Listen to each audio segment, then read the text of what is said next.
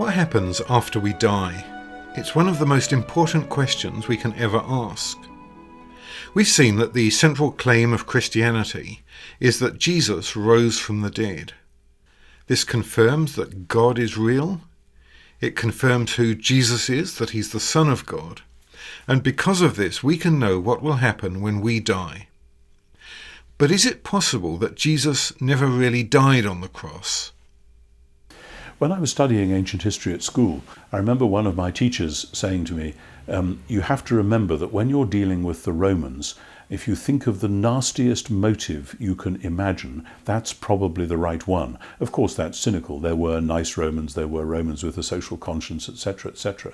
But one of the things the Romans were famous for right around the known world was their military efficiency, and one of the things that soldiers characteristically do is to kill people. The Romans were professional killers. That was what they did for a living, those soldiers. And the soldiers at the foot of the cross, if they had for a moment suspected that Jesus was still alive, they had all sorts of interesting and nasty ways of making sure that people were dead.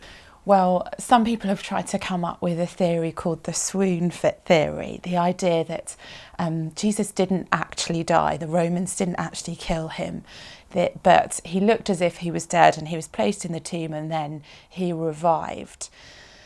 I think this would take a lot of credulity to believe. The Romans were absolute masters at execution. They knew how to kill people. And the accounts of Jesus' death indicate very strongly that he had been killed. For example, the separation of what appeared to be blood and water from his side after he died is an indication, a strong indication that he was actually dead by an eyewitness who didn't know that that was a medical proof of death at the time. Interestingly, John, in his Gospel, says that they were surprised that he appeared to be dead, and so they thrust a spear into his side, and then that extraordinary detail that there came out blood and water, because the vital liquids had already separated out. Jesus had already been dead long enough for that to happen. That sort of eyewitness touch makes it quite clear, but if you don't think that that is sufficiently convincing, then frankly, even a small amount of knowledge of what a Roman centurion was good at and was paid for and was proud of being able to do will tell you that there is no way on earth that they would have let a still half alive Jesus be taken down from the cross. You don't have to be somebody with a stethoscope to be sure that the man on the cross is dead. And the general consensus is that when a person hangs in that position, I mean, they've actually done experiments, when the person hangs in that general cross position, they asphyxiate. And so you could be sitting there, have absolutely no medical training, but if the person's hanging in what's called the low position on the cross, the weight of the body pulls down on the intercostal, pectoral, and deltoid muscles, the same muscles you work out in a gym, and they constrict around the lungs, and a person is decreasingly able to exhale, so they can't breathe. So what I'm saying is, a person standing there would know that if the person's in the low position, you don't fake that. It would be like holding your breath for 20 minutes underwater and say, I hope nobody notices that I'm alive. Well, you're going to be dead.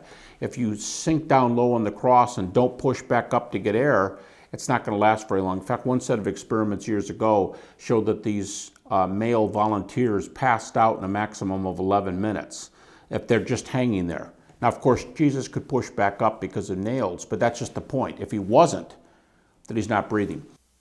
Well, anything is possible, but historians don't look for mere possibilities. We look for probabilities. And that's why using the criteria for the best explanation, controlled historical method, is so important, because it reveals the strengths and the weaknesses behind various hypotheses. So something like is Jesus didn't die by crucifixion. He actually survived crucifixion. This is something that I don't know of a single widely respected scholar in the world who would even consider this today, because the process of crucifixion was so brutal and the chances of surviving it were extremely low. So that's why we got to look at probabilities here, not mere possibilities. Today it's very interesting that virtually no scholars, people who are well trained in the field, terminal degrees, responsible teaching positions, peer-reviewed publications, whatever their spectrum, left, right, center, virtually never does anyone question the facticity of the death of Jesus. In fact, John Dominic Crossan of the Jesus Seminar, Marcus Borg of the Jesus Seminar, they both say independently that the crucifixion is about the best attested event in the ancient world. I mean, that's pretty incredible, best attested event. The crucifixion of Jesus is the one fact about Jesus of Nazareth that is universally recognized by historians, liberal or conservative, Christian or non-Christian. The crucifixion of Jesus is so indisputably established that it is an anchor point for understanding who the historical Jesus was. But let's imagine that for a moment that they didn't, that there was this one exception, they didn't know how to kill, Jesus wasn't actually dead. Well, we're told that he was placed in the grave with pounds of spices on top of him and very tightly bound. So Jesus would have needed to have escaped from this tight bondage with very heavy spices on top of him, then remove an enormous stone which had been placed over the grave and then overpower a Roman guard.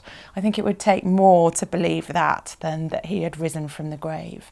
And that's why scholars who look into this have found, as they look at the alternatives, that the miraculous explanation is actually a persuasive one. The naturalistic explanation doesn't make sense. Let's just say Jesus hung on the cross for 6 hours. He's been seriously beaten up.